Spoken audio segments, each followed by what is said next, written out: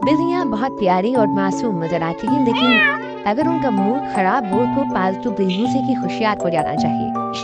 अगर बिल्ली ने काट लिया तो इसके नताइज इंतहाई संगीन हो सकते हैं।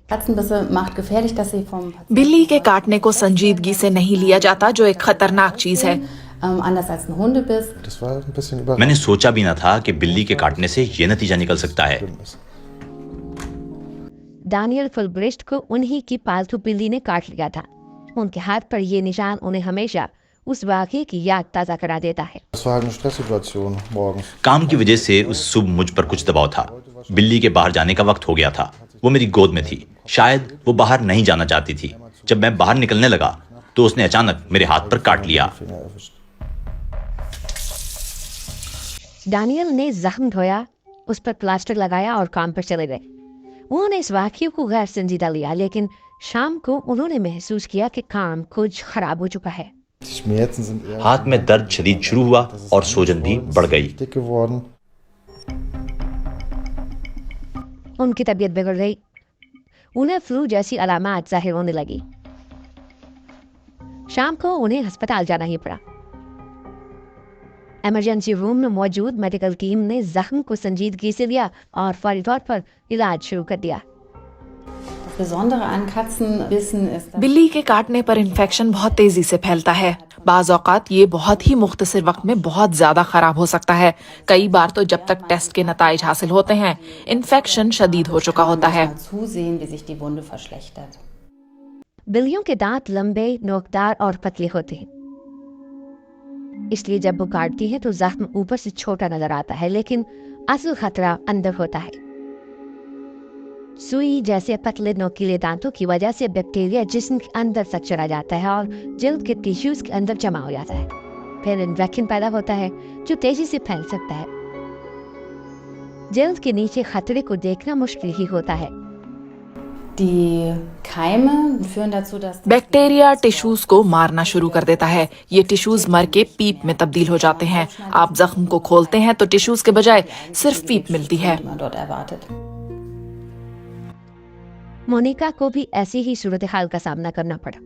वो अपने बिल्ले वीटू को जानवरों के डॉक्टर के पास ले जा रही थी और इसी दौरान उसने हमला कर दिया। वीटो ने इतने जोर से काटा कि वो मेरे हाथों से छूट गया। बहता खून देखते हुए मैंने फैसला किया कि बेपरवाही के बजाय मुझे डॉक्टर के पास जाना चाहिए। इमरजेंसी क्लिनिक में मोनिका के जख्मों को धोया गया और उन पर हल्की पट्टी बांधी गई। उन्हें ताकीद की गई कि अगली सुबह वो अपने फैमिली डॉक्टर से रजू करे। लेकिन रात के वक्त जख्म खराब हो गया और शदीद दर्द उठने लगा। मुझे दर्द कुछ गोलियां खाना पड़ी। मुझे कभी भी इस तरह की सूरत हाल का सामना नहीं करना पड़ा था। मैं बयान नहीं कर सकती। मैं चहलकदमी करने लगी, लेकिन कोई फर्क नहीं पड़ा।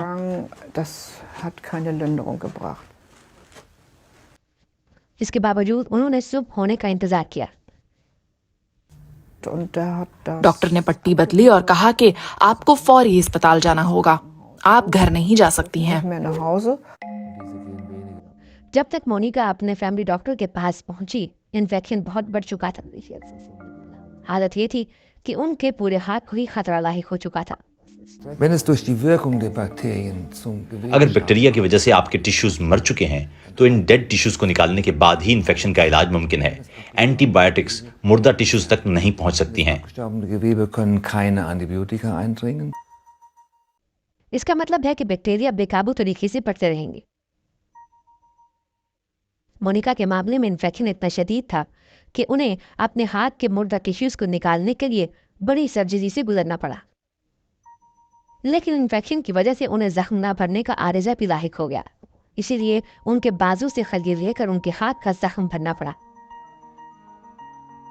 1 साल बाद भी वो अपना हाथ पूरी तरह से हिला नहीं सकती हैं। दर्द भी मुसलसल होता है। इस सब के लिए वो अपनी बिल्ली पर इल्जाम नहीं धरती, बल्कि वो इस बात पर अफसोस करती हैं कि उन्होंने इलाज में ताख़ीर कर दी।